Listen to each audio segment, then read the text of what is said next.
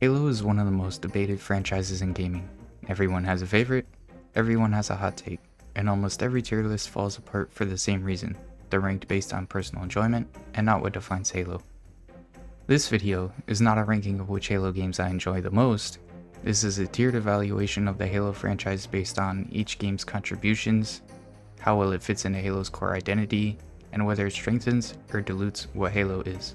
This list prioritizes identity alignment, feature completeness, and long-term impact, not launch controversies, nostalgia, or isolated quality. With this framework, the games won't be judged in a vacuum, and will instead be compared in relation to each other. Before we rank anything, it's important that I define the tiers. These are role-based tiers, not simply quality scores. I deliberately separate historical importance, franchise definition, execution, and scope. That way every game is judged fairly and comparatively. S+ games define what Halo is, set player expectations for the franchise, establish long-term systems Halo would always be known for, and represent what most people think of when they hear the word Halo. This tier is not about perfection, it's about identity. S tier represents irreplaceable foundations. These games are unquestionably excellent and essential to Halo's existence, but do not yet represent Halo in its fully realized form. This tier is narrow by design. A tier games execute extremely well within a defined scope, expand Halo laterally, and respect Halo's identity without redefining it. These games are great, but not identity setting. B tier games feel like Halo at their core and have strong foundations, but can suffer from execution, scope, or long-term support issues.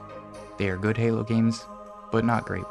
C tier does not mean bad, just that these games are conceptually confused, identity misaligned, and philosophically misguided. These games misunderstand what Halo is. D tier games double down on poor design philosophies, harm Halo's narrative or systems, and actively damage players' trust. These games are pretty bad. With the framework established, let's go through the games in release order.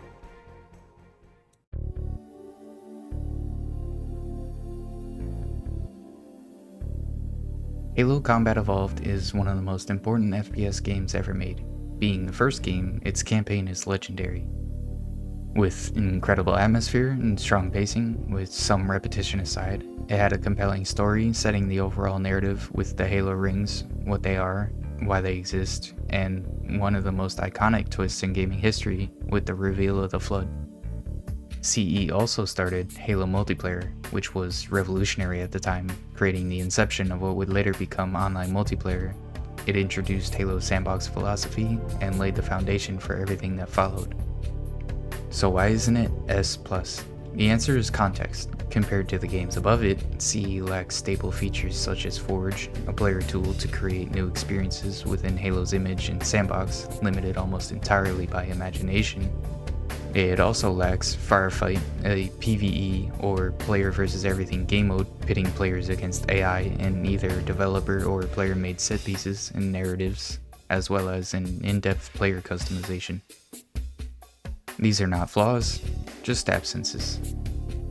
CE is perfectly designed for what it set out to do, but S+ represents maximum completeness, not just influence. Outside of this framework, Halo CE is absolutely an S+ game.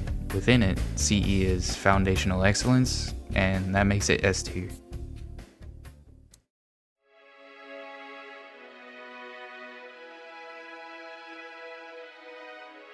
Halo 2 is widely regarded as the best Halo game of all time, and it's hard to argue against that. It has one of the strongest campaigns in the franchise, both in level design and narrative, with memorable locations, set pieces, enemy encounters, and massive narrative ambition. Halo 2 also introduced the Arbiter as a playable character, expanding both Halo's narrative and gameplay depth, giving players an alternate perspective as an elite in the Covenant. This provided insight into who the Covenant are and what their motives are.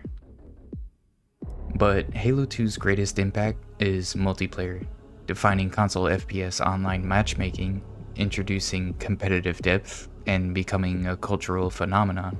It took everything CE established and expanded it into Halo's full experience. Halo 2 also introduced playable elites, and players connected with them. Elites were not just a gimmick, they became just as important to Halo's identity as Spartans. Halo 2 didn't just build on Halo, it defined expectations for the entire genre, clearing effortlessly into S+.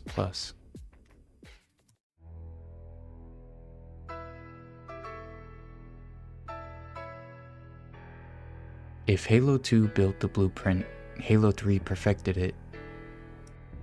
Halo 3 refined everything, having one of the strongest campaigns ever made with iconic characters and moments, and a multiplayer design philosophy that became the standard.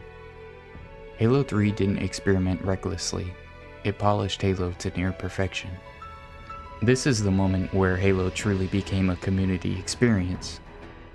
Forge was introduced as a franchise-defining tool for player-created content. Theater mode was fully realized as a way players could capture and share in-game footage. Custom games exploded with player-created experiences that could easily be played and shared, making social play central to Halo's identity.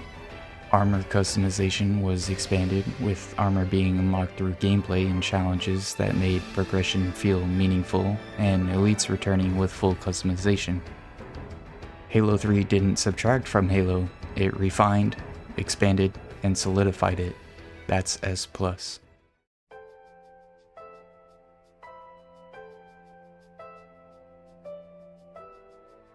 What I'm evaluating here isn't ambition, but identity alignment and execution within scope. Halo Wars earned serious consideration for A tier because it succeeds at something deceptively difficult, translating Halo into an entirely different genre without losing Halo's identity. It expands Halo's lore without contradicting it. It doesn't reinterpret Halo, it adapts it. Halo Wars is a completely different way to play Halo. As an RTS, it occupies a niche Halo had never explored, and it does so respectfully. Halo Wars is limited, but not because it's poorly executed. It's limited by nature. The gameplay isn't mechanically perfect, but it flows well for console RTS. It offered meaningful multiplayer without overreaching. As a Halo game, the campaign is good. The story fit cleanly into established lore.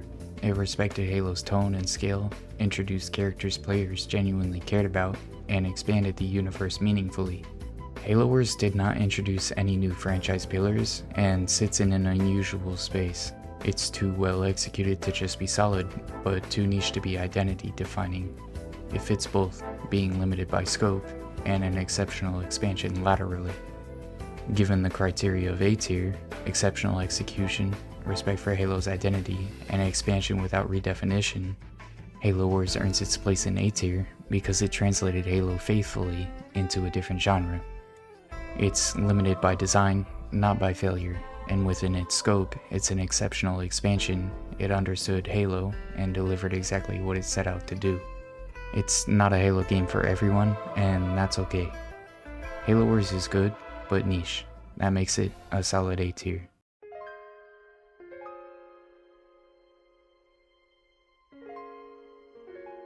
ODST works because it doesn't change Halo, it changes perspective. Instead of a godlike Spartan, you're boots on the ground as Special Ops infantry. This works because ODSTs already existed in Halo's lore. The tone is grounded and noir-inspired, the story feels natural and character-driven, and the mystery structure fits the setting perfectly. Gameplay is more deliberate and strategic, not because of artificial difficulty, but because you're not a Spartan. ODST also introduced Firefight, establishing PvE as a permanent Halo pillar. ODST proved Halo can expand outside the mainline story and still work. It's a great game, but it's scoped, focused, and dependent on Halo 3's framework. That lands it in A tier.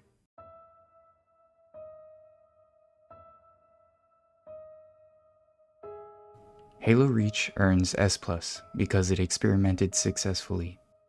Reach tried something different, introducing sandbox features new to Halo, such as armor abilities and the concept of sprinting, which was new to Halo's identity.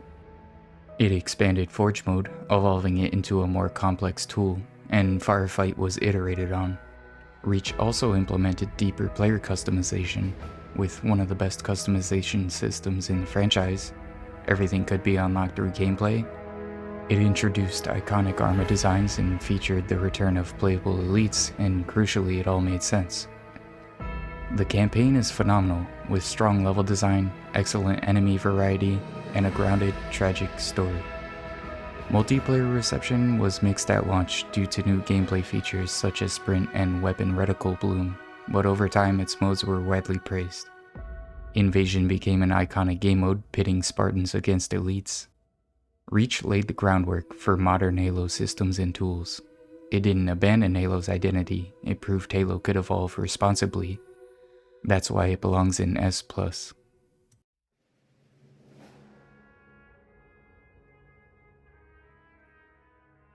Halo 4 was such a strange game. It isn't awful, it just feels conceptually confused. Halo 4 tried to reinvent Halo, but innovated in the wrong places. The campaign has strong moments and solid level design, but the Promethean enemies were widely disliked.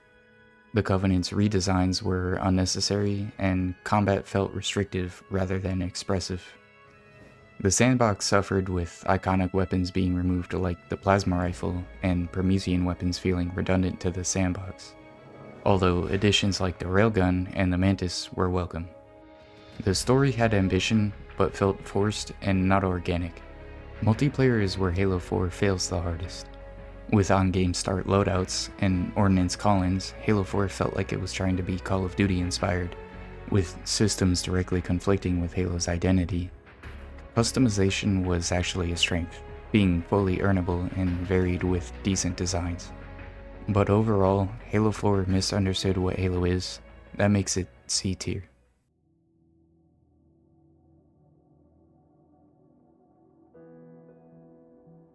Halo 5 was pretty disastrous. It capitalized on a lot of Halo 4's mistakes.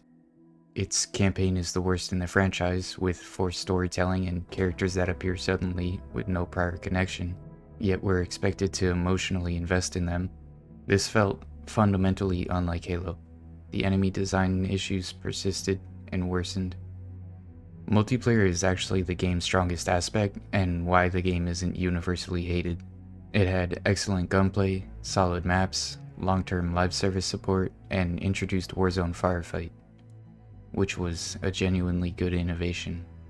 But Halo lives and dies by its identity.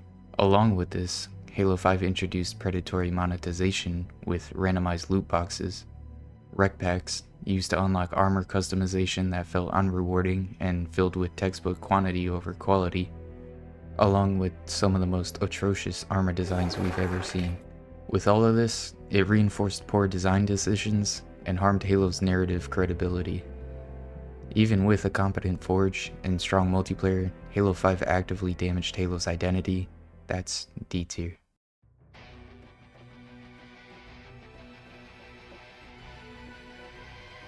The Master Chief Collection is the definitive way to experience classic Halo, including Halo Reach, CE, 2, 3, ODST, and 4, along with the Halo CE and Halo 2 Anniversary Editions and their respective multiplayer features. As far as I know, its performance is stable, feature complete, packed with new content, and includes meaningful quality of life improvements. But MCC is a platform, not a creative work.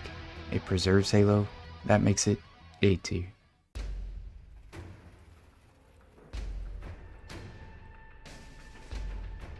Halo Wars 2 improves mechanically from the first game.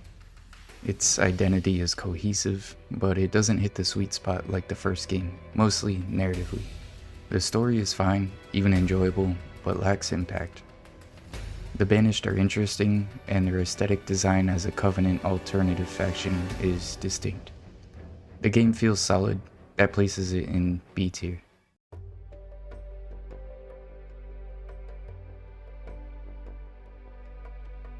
Halo Infinite is the definition of middle of the road. It launched incomplete with poor live service support, but its foundations are strong. Infinite restored the classic art direction, delivers better enemy design than Halo 4 and Halo 5, has decisively better multiplayer that feels closer to the S+ tier titles.